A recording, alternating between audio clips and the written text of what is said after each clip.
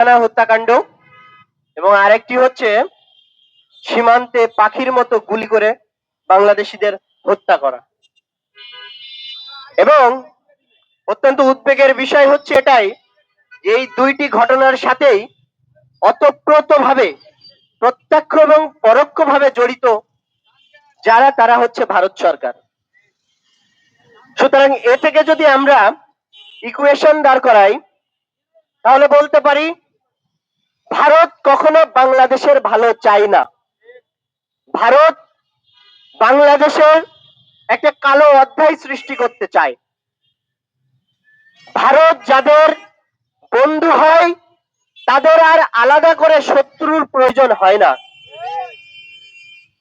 আপনারা জানেন এই ভারতীয় আগ্রাসন বাংলাদেশটাকে অক্টোপাসের মতন আষ্টে পিষ্টে ধরেছে।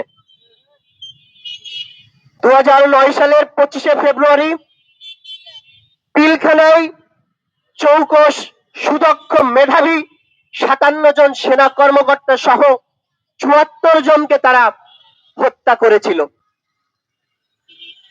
এই হত্যার মাধ্যমে বাংলাদেশ সেনাবাহিনীকে তারা বাংলাদেশের বুক থেকে, এমনকি পৃথিবীর বুক থেকে তারা মুছে ফেলানোর চিন্তা করেছিল।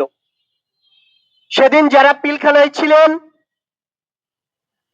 তারা সকলে জানেন সেই নারকীয় তাণ্ডবের ঘটনা। বন্ধুগণ, এই ঘটনার সাথে তিনটি শক্তি জড়িত রয়েছে। একটি হচ্ছে একটা রাজনৈতিক দল, দ্বিতীয়টি হচ্ছে কিছু ব্যক্তি গোষ্ঠী, এবং তৃতীয় হচ্ছে একটি ভিনদেশী শক্তি।